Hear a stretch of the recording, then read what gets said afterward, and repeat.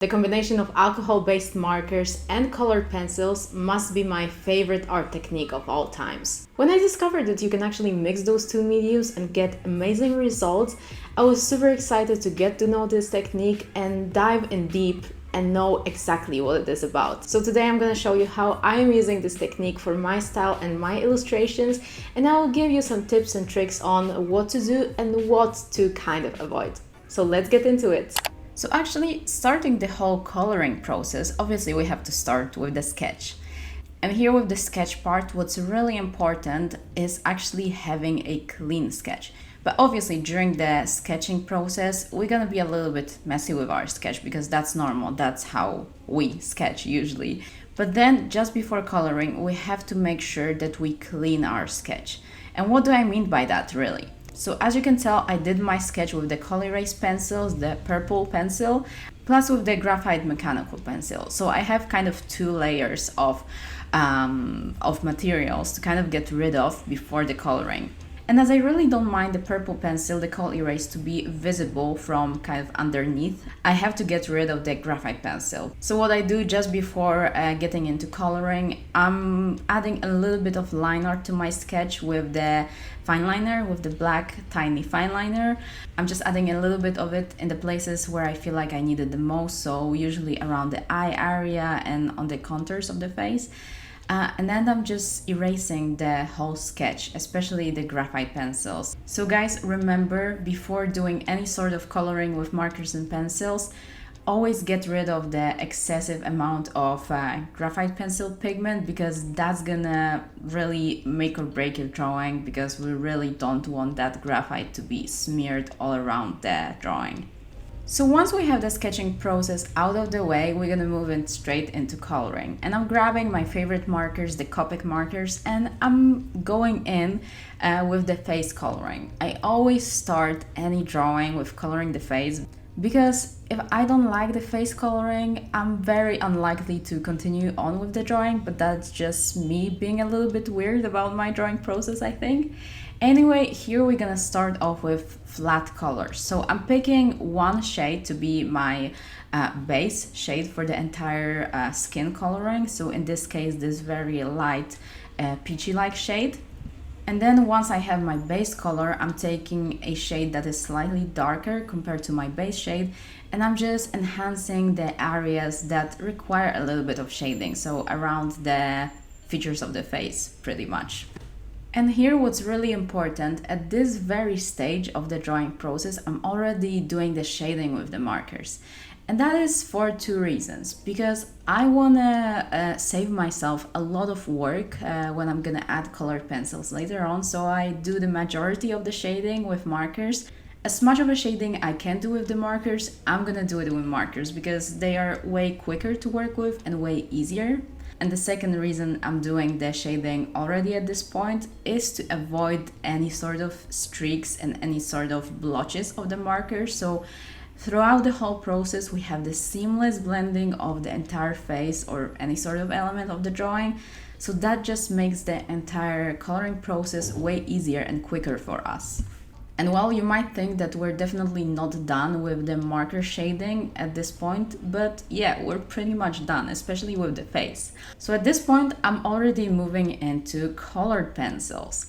And here what I like to start with is the brown colored pencil, because the brown colored pencil is gonna act like my fine liner. So I'm taking it and I'm kind of enhancing all the lines that got lost in the middle of the coloring process.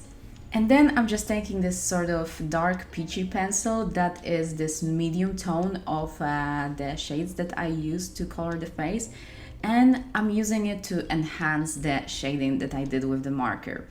And with adding the shading with color pencils, I usually start with this mid-tone for the coloring that I did previously. So I'm not starting with the lightest pencil, I'm also not starting with shading the darkest areas, I'm starting with the mid-tone. And I think this is the safest way to go, because you don't go too light at first and you also don't go too dark.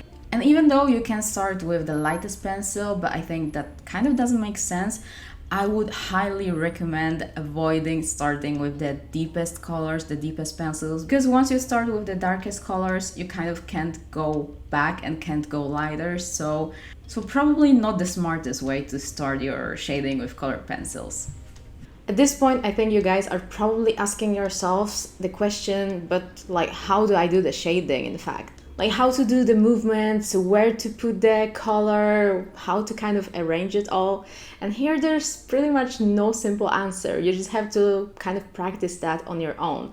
I would suggest kind of following the shape of whatever kind of element of the face or thing you're drawing. Just kind of follow its natural shape and just try to go with that. But if you're still struggling with figuring that out of your own, I would suggest maybe go back to anatomy basics and see how human body works. But if you want to skip that part, I would say just try, just grab the pencils, just try to see how you can shade it so it looks good, what works for you and what doesn't. And in that way, you're gonna get there through the experience and through the hours and hours you put in work.